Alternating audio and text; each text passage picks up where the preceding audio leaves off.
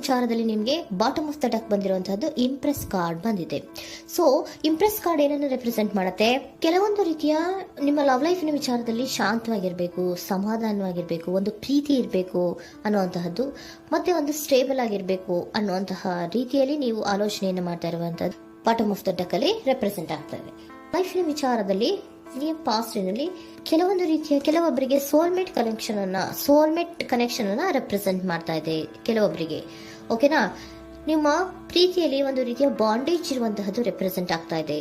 ಹಾರ್ಮೋನಿಗಳು ಇರುವಂತಹದ್ದು ರೆಪ್ರೆಸೆಂಟ್ ಆಗ್ತದೆ ಕೆಲವೊಬ್ಬರಿಗೆ. ಓಕೆನಾ? ಮತ್ತೆ ಕೆಲವೊಬ್ಬರಿಗೆ ನಿಮ್ಮ ಲವ್ ಲೈಫ್ನ ವಿಚಾರದಲ್ಲಿ ಥರ್ಡ್ ಪಾರ್ಟಿ ಸಿಚುಯೇಷನ್ ಅನ್ನ ರೆಪ್ರೆಸೆಂಟ್ ಆಗ್ತಾ ಇದೆ. ಓಕೆನಾ?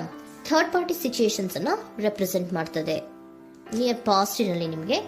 ನೆಕ್ಸ್ಟ್ ಕಾರ್ಡ್ ಬಂದಿರುವಂತಹದ್ದು ಪೇಜ್ ಆಫ್ ಸೋರ್ಟ್ಸ್ ಬಂದಿದೆ. ಥರ್ಡ್ ಕಾರ್ಡ್ ಬಂದಿರುವಂತಹದ್ದು ಯಾವುದು? ನಿಮಗೆ ಪೇಜ್ ಆಫ್ ಸೋರ್ಟ್ಸ್ ಬಂದಿದೆ. ಸೊ ಕ್ಯೂರಿಯಾಸಿಟಿ ಇದ್ದಂತಹ, ನಿಮ್ಮ ಲವ್ ಲೈಫಿನ ವಿಚಾರದಲ್ಲಿ ಒಂದು ಕ್ಯೂರಿಯಾಸಿಟಿ ಇದ್ದಂತಹ, ಒಂದು ರೀತಿಯ ಬಾಂಡೇಜ್ ಇದ್ದಂತಹ, ಸ್ವಲ್ಪ ನೀವು ಮಾತಾಡಿರುವಂತಹ ಸಾಧ್ಯತೆಗಳು ರೀಸೆಂಟ್ ಪಾಸ್ಟಿನಲ್ಲಿ ರೆಪ್ರೆಸೆಂಟ್ ಆಗ್ತಾ ಇದೆ. ಸೊ ನಿಮ್ಮ ಲವ್ ಲೈಫಿನ ವಿಚಾರವಾಗಿ ಒಂದು ರೀತಿಯ ಬಾಂಡೇಜ್ ಇರುವಂತಹದ್ದು, ನೀವು ಕೆಲವೊಬ್ಬರಿಗೆ ಥರ್ಡ್ ಪಾರ್ಟಿ ಸಿಚುಯೇಷನ್ ಮತ್ತೆ ಕೆಲವೊಬ್ಬರಿಗೆ ಸೋಲ್ಮೇಟ್ ಕನೆಕ್ಷನ್ ಅನ್ನ ರೆಪ್ರೆಸೆಂಟ್ ಮಾಡ್ತಾ ಇದೆ. ಮತ್ತೆ ನಿಮ್ಮ ಲವ್ ಲೈಫಿನ ವಿಚಾರದಲ್ಲಿ ನೀವು ಮಾತಾಡಿರುವಂತಹದ್ದು ಕೂಡ ಕೆಲವೊಂದು ರೀತಿಯ ಮಾತುಕತೆಗಳು ಆಡಿರುವಂತಹದ್ದು, ಹೊಸ ಐಡಿಯಾಗಳನ್ನ ಮಾಡಿರುವಂತಹದ್ದು ಇಲ್ಲಿ ರೆಪ್ರೆಸೆಂಟ್ ಆಗ್ತದೆ. ಮೇ ಬಿ ನೀವು ಫ್ರೆಂಡ್ಸ್ ಗಳ ಮೂಲಕ ನೀವು ನಿಮ್ಮ ಪರ್ಸನ್ ಅನ್ನ ಭೇಟಿಯಾಗಿರಬಹುದು. ಯಾವುದೋ ಕೆಲವೊಂದು ಫಂಕ್ಷನ್ ಗಳಲ್ಲಿ ನೀವು ನಿಮ್ಮ ಪರ್ಸನ್ ಅನ್ನ ಭೇಟಿಯಾಗಿರುವಂತಹ ಸಾಧ್ಯತೆಗಳು ಇದೆ ಅನ್ನೋದನ್ನ ನಿಮ್ಮ ಪಾಸ್ಟ್ನಲ್ಲಿ ರೆಪ್ರೆಸೆಂಟ್ ಮಾಡ್ತಾ ಇದೆ. ನೆಕ್ಸ್ಟ್, ಅಟ್ ಪ್ರೆಸೆಂಟ್ನಲ್ಲಿ ಯಾಕೋ ನಿಮ್ಮ ಲವ್ ಲೈಫಿನ ವಿಚಾರದಲ್ಲಿ ಫೀಲಿಂಗ್ ಲೆಫ್ಟ್ ಔಟ್ ಆಗಿರುವಂತಹ ಸಾಧ್ಯತೆಗಳು ರೆಪ್ರೆಸೆಂಟ್ ಆಗ್ತಾ ಇದೆ. ಅಟ್ ಪ್ರೆಸೆಂಟ್ನಲ್ಲಿ ಯಾಕೋ ಕೆಲವೊಂದು ರೀತಿಯ ಚಿಂತೆಗಳಿರುವಂತಹದ್ದು, ವರೀಸ್ಗಳಿರುವಂತಹದ್ದು, ಬೇಜಾರಿನಲ್ಲಿ ನಿಮ್ಮ ಲವ್ ಲೈಫಿನ ವಿಚಾರದಲ್ಲಿ ಇರುವಂತಹದ್ದು ರೆಪ್ರೆಸೆಂಟ್ ಆಗ್ತಾ ಇದೆ. ಯಾಕೆ ಅಂದ್ರೆ ನಿಮ್ಮ ಲವ್ ಲೈಫಿನ ವಿಚಾರವಾಗಿ ಕೆಲವೊಂದು ರೀತಿಯ ಬದಲಾವಣೆಗಳಾಗ್ತಾ ಇರುವಂತಹದ್ದು ರೆಪ್ರೆಸೆಂಟ್ ಆಗ್ತಾ ಇದೆ. ಯಾಕೋ ಕೆಲವೊಂದು ಚೇಂಜಸ್ಗಳಾಗ್ತಾ ಇರೋದ್ರಿಂದ ನೀವು ಬೇಜಾರಿನಲ್ಲಿ ಇರುವಂತಹದ್ದು. ನಿಮ್ಮ ಲವ್ ಲೈಫಿನ ವಿಚಾರವಾಗಿ ಯಾಕೋ ಪರಿಸ್ಥಿತಿಗಳು ಅಷ್ಟು ಚೆನ್ನಾಗಿಲ್ಲದೆ ಇರುವಂತಹದ್ದು ರೆಪ್ರೆಸೆಂಟ್ ಆಗ್ತಾ ಇದೆ. ಯಾಕೋ ಕೆಲವು ಬದಲಾವಣೆಗಳು, ಚೇಂಜಸ್ಗಳು ಆವಾಗಿಂದ ಆವಾಗಲೇ ಆಗ್ತಾ ಇರುವಂತಹದ್ರಿಂದ ನಿಮಗೆ ಬೇಜಾರಾಗಿರುವಂತಹದ್ದು ರೆಪ್ರೆಸೆಂಟ್ ಆಗ್ತಾ ಇರೋದು. ಮತ್ತೆ ಥರ್ಡ್ ಕಾರ್ಡ್ ಬಂದಿರುವಂತಹದ್ದು ಕ್ವೀನ್ ಆಫ್ ವ್ಯಾಂಡ್ಸ್ ಬಂದಿದೆ. ಸೊ ಕ್ವೀನ್ ಆಫ್ ವ್ಯಾಂಡ್ಸ್ ಏನಕ್ಕೆ ನಿಮಗೆ ಪದೇ ಪದೇ ಚೇಂಜಸ್ಗಳಾಗ್ತಾ ಇದೆ? ಆ ಚೇಂಜಸ್ಗಳಿಂದ ಯಾಕೋ ಕೆಲವೊಂದು ರೀತಿಯ ವೇರಿಯೇಷನ್ಗಳು ಆಗ್ತಾನೆ ಇರೋದ್ರಿಂದ ನಿಮಗೆ ಬೇಜಾರಾಗ್ತಾ ಇದೆ. ಸೊ ಅದಕ್ಕೋಸ್ಕರ ನೀವೇನ್ ಮಾಡ್ತೀರಾ? ಬಹಳ ಧೈರ್ಯವಾಗಿ ಕೆಲವೊಂದು ನಿರ್ಣಯಗಳನ್ನ ಮಾಡುವಂತಹ ಸಾಧ್ಯತೆಗಳು ಅಟ್ ಪ್ರೆಸೆಂಟ್ ನಲ್ಲಿ ರೆಪ್ರೆಸೆಂಟ್ ಆಗ್ತಾ ಇದೆ. ಬಹಳಷ್ಟು ಧೈರ್ಯದಿಂದ ಇಂಡಿಪೆಂಡೆಂಟ್ ಆಗಿ ಕೆಲವೊಂದು ನಿರ್ಣಯಗಳನ್ನ ಮಾಡಬೇಕು ಅನ್ನುವಂತಹ ಆಲೋಚನೆಗಳನ್ನ ಮಾಡ್ತಾ ಇರುವಂತಹದ್ದು ರೆಪ್ರೆಸೆಂಟ್ ಆಗ್ತಾ ಇದೆ. ಯಾಕೆ ಅಂದ್ರೆ ಆವಾಗಿನಾವಾಗೆ ನಿಮ್ಮ ಲವ್ ಲೈಫಿನ ವಿಚಾರದಲ್ಲಿ ತುಂಬಾ ಏರುಪೇರುಗಳಾಗ್ತಾ ಇರೋದ್ರಿಂದ ಆ ವಿಚಾರದಲ್ಲಿ ಸ್ವಲ್ಪ ಬೇಜಾರುಗಳು ಇರುವಂತದ್ದು ರೆಪ್ರೆಸೆಂಟ್ ಆಗ್ತದೆ. ಇನ್ ಇಮಿಡಿಯೇಟ್ ಫ್ಯೂಚರಿನಲ್ಲಿ ಯಾಕೋ ನೀವು ಕೆಲವೊಂದು ವಿಚಾರಗಳಲ್ಲಿ ನೋಡಿ ಆತಂಕ ಪಡ್ತಾ ಇರುವಂತಹ, ಎಗೇನ್ ಬೇಜಾರನ್ನ ಪಡ್ತಾ ಇರುವಂತಹದ್ದು, ನಿದ್ರಾಹೀನತೆಯನ್ನ ಮಾಡ್ಕೋತಾ ಇರುವಂತಹದ್ದು, ಸ್ಟ್ರೆಸ್ಸಿನಲ್ಲಿ ಇರುವಂತಹದ್ದು ರೆಪ್ರೆಸೆಂಟ್ ಆಗ್ತಾ ಇದೆ.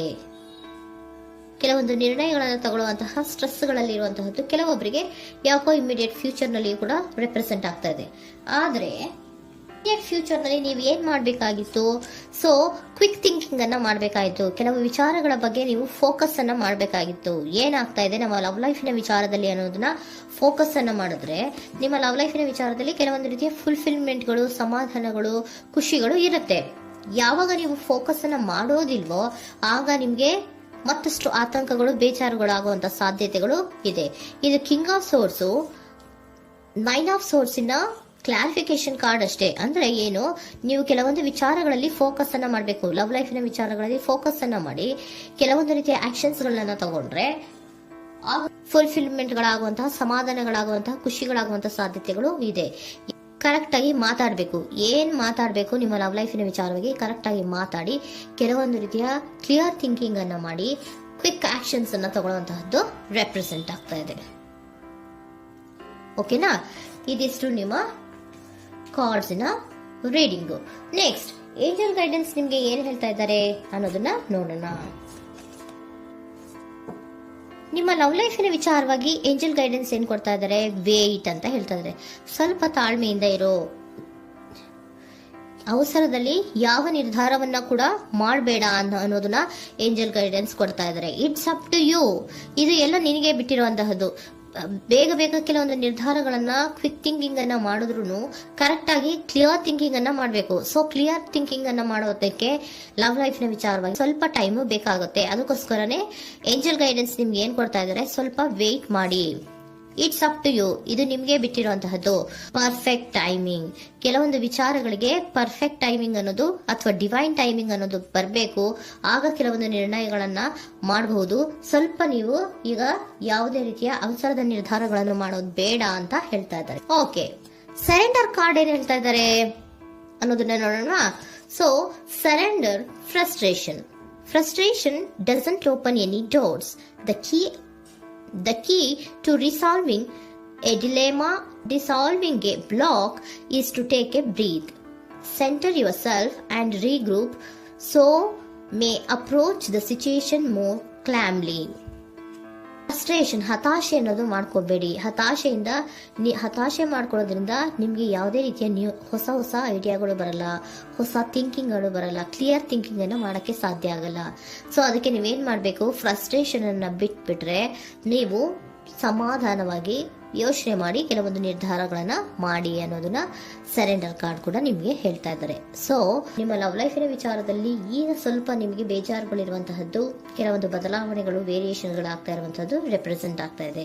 ಸೊ ನಿಮ್ಮ ಲವ್ ಲೈಫಿನ ವಿಚಾರಕ್ಕೆ ಫ್ಯೂಚರಿನಲ್ಲಿ ಕೆಲವೊಂದು ಆಕ್ಷನ್ಸ್ ಅನ್ನ ತಗೋಬೇಕಾದ್ರೆ ಸ್ವಲ್ಪ ವೇಟ್ ಮಾಡಬೇಕು, ಕ್ಲಿಯರ್ ಆಗಿ ಥಿಂಕ್ ಮಾಡಬೇಕು, ಅದರಲ್ಲಿ ಆಕ್ಷನ್ಸ್ ಅನ್ನ ತಗೋಬೇಕು ಅನ್ನೋದನ್ನ ಹೇಳ್ತಾ ಇದ್ದಾರೆ. ಓಕೆನಾ? ಆಗ ಮಾತ್ರ ನಿಮ್ಗೆ ನಿಮ್ಮ ಎನರ್ಜಿಯಲ್ಲಿ ಏನ್ ಶಾಂತತೆ ಬರಬೇಕು ಅಂತ ಹೇಳ್ತೀರಲ್ಲ, ಆ ಶಾಂತತೆ ಏನ್ ಬರಬೇಕು, ಲವ್ ಲೈಫಿನ ವಿಚಾರವಾಗಿ ಶಾಂತತೆ ಯಾವಾಗ ಬರುತ್ತೆ ಅಂದ್ರೆ ನೀವು ಕ್ಲಿಯರ್ ಥಿಂಕಿಂಗ್ ಅನ್ನ ಮಾಡಿದಾಗ ಮಾತ್ರ ಬರುವಂತಹದ್ದು ಅನ್ನೋದು ಕಾರ್ಡ್ಸ್ಗಳಲ್ಲಿ ರೆಪ್ರೆಸೆಂಟ್ ಆಗ್ತದೆ.